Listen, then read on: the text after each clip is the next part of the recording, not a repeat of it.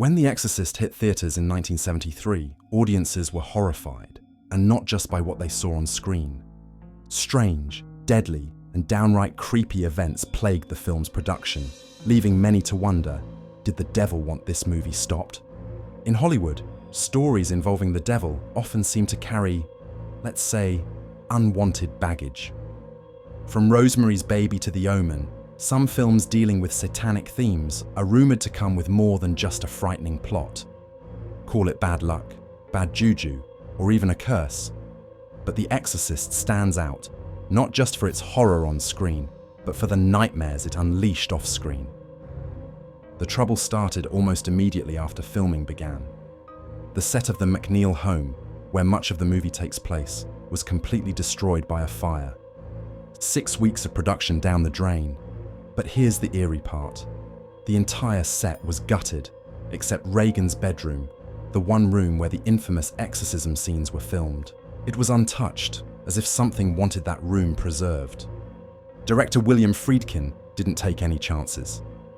After the fire, he asked Father Thomas Birmingham, a Jesuit priest and technical advisor on the film, to bless the set. It wasn't an exorcism, but Father Birmingham did conduct a blessing ceremony. Did it help? Maybe. But strange events continued to happen. You could chalk up 1 or 2 misfortunes to coincidence. But The Exorcist wasn't done claiming its toll. 9 people associated with the film died either during production or shortly after its release. Among the victims were 2 actors who didn't even make it to the film's premiere. Jack McGowan, who played Burke Dennings, and Vasiliki Maliaros, who had a small but memorable role as Father Karras's mother. Both died suddenly before the film was even released. But it didn't end there. Linda Blair's grandfather passed away, and the assistant cameraman's wife tragically lost their newborn baby. Even a janitor on set was shot and killed in an unrelated incident. All these deaths happening around one movie, it made people wonder, was The Exorcist more than just a movie? If deaths weren't enough to spook the crew, there were also injuries, serious ones. Ellen Burstyn, who played Regan's mother, Chris McNeil, suffered a permanent spinal injury. During a scene where Regan flings her mother across the room, Burstyn was pulled with more force than expected. She landed hard, injuring her spine, and her screams in that scene. Those are real. Linda Blair, who played Regan, also faced her share of suffering. In one scene, she was strapped to a rig that violently jerked her around to simulate possession. The setup malfunctioned, leaving her with a back injury that would cause chronic pain for years.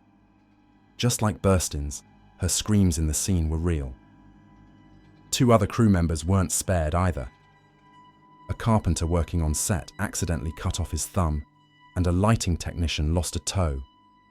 Accidents happen, sure, but so many? And all on the same film? Then there were the odd, seemingly small incidents that only added to the film's mystique. For example, a bronze statue intended for the film's opening scenes in Iraq was somehow shipped to Hong Kong.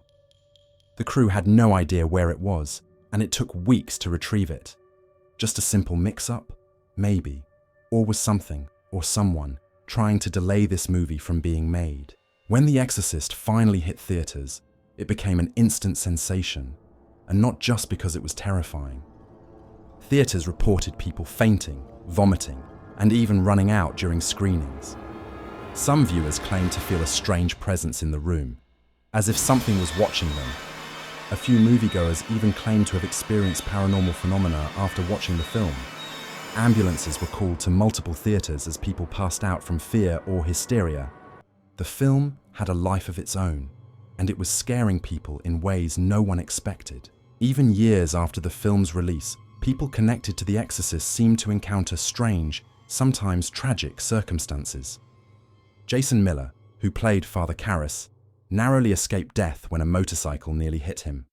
Later, his son was involved in a serious motorcycle accident that left him in critical condition. Coincidence? Perhaps. But when it comes to The Exorcist, it's hard not to wonder.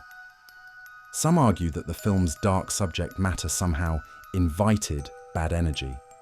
Others think it's all just bad luck. But consider this. Since The Exorcist, other horror films exploring satanic themes have also had similar issues. The Omen saw a crew member beheaded in a car accident, eerily similar to a scene in the movie. During Poltergeist, cast members faced a series of deaths that left audiences spooked. Is there a pattern? Or are these just isolated incidents? Whether you believe in the curse or not, there's no denying that The Exorcist changed the horror genre forever. It's not just the spine-chilling scenes or the groundbreaking special effects. It's the stories behind the film, the fires, the deaths, the injuries that keep audiences captivated to this day. The Exorcist went on to become one of the most successful horror films of all time, but it's also one of the most feared. Not just for what's on the screen, but for what happened behind the scenes. One question remains. Did The Exorcist capture something more than a scary story? Did it actually summon something sinister?